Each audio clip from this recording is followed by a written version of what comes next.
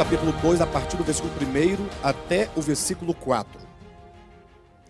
Por esta razão, importa que nos apeguemos com mais firmeza às verdades ouvidas, para que delas jamais nos desviemos. Se, pois, se tornou firme a palavra falada por meio de anjos, e toda transgressão ou desobediência recebeu justo castigo, como escaparemos nós se negligenciarmos tão grande salvação?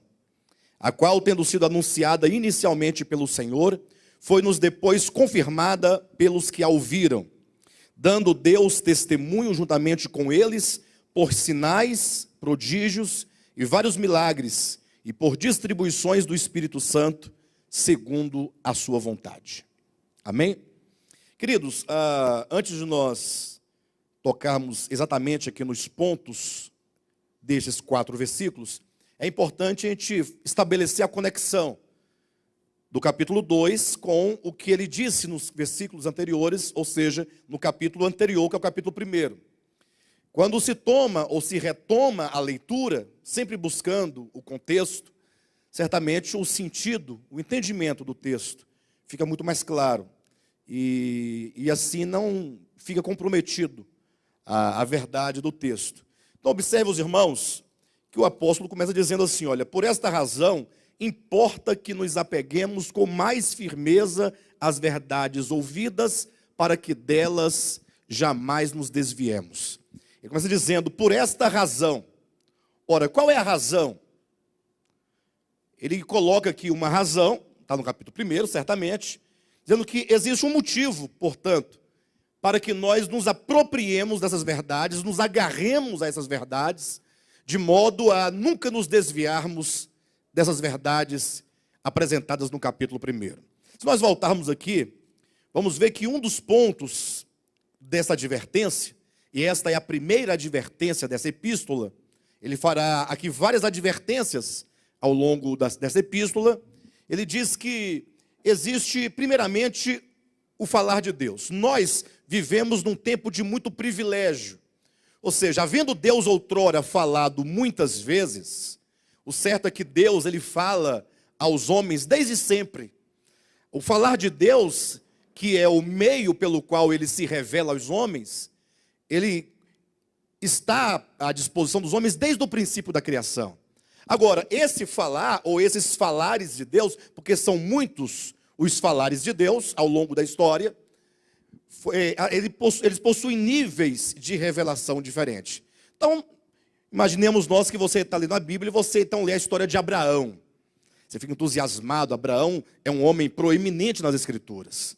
Então, os pregadores de hoje em dia pregam acerca de Abraão, falam acerca de Abraão. Abraão é uma figura muito importante no contexto tanto do Antigo quanto do Novo Testamento, uma vez que o nome de Abraão vai aparecer nas páginas do Novo Testamento como aquele que é o pai da fé. Então nós ficamos pensando, poxa, Abraão, que coisa maravilhosa, né? E nós então pensamos o quê? Que Abraão foi um homem muito grande. E aí nós ficamos sempre numa posição um tanto inferior a Abraão. Porque Abraão é um homem da Bíblia, é um homem que foi chamado amigo de Deus. Entretanto, Abraão foi um homem que viveu num tempo em que o falar de Deus, a revelação de Deus para aquele tempo, era ainda um falar muito obscuro, podemos colocar desta maneira. Porque Abraão sequer, ou nem sequer, ele teve acesso à lei. Se nós entendermos que, em termos de escrita, a Torá, Gênesis, Êxodo, Levítico, Números, Deuteronômio, seja a revelação mais rudimentar na sua forma escrita, Abraão nem ao menos teve acesso à Torá. Então, que tipo de falar Abraão recebia de Deus no campo da revelação da pessoa de Deus? Ora, ele estava ainda naquele nível básico de que Deus se revela por meio das coisas criadas e também por meio, talvez, das epifanias, das aparições de anjos, ou que seja do próprio anjo do Senhor que apareceu a ele eventualmente. E então estava naquela tradição oral ainda daquele tempo.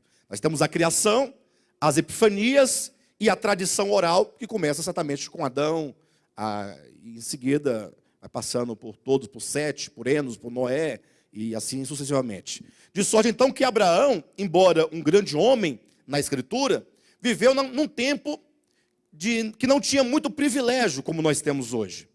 Ou seja, nós que vivemos não somente nesta era do Novo Testamento, porque hoje nós temos os 66 livros da Escritura disponíveis a nós, podemos ler, podemos estudar.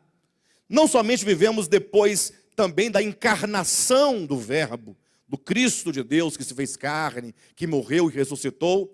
A era apostólica, porque nós temos o testemunho dos apóstolos. E temos também toda a história da igreja. Nós estamos vivendo, na verdade, no fim desse tempo de privilégio, em que o falar de Deus é abundante.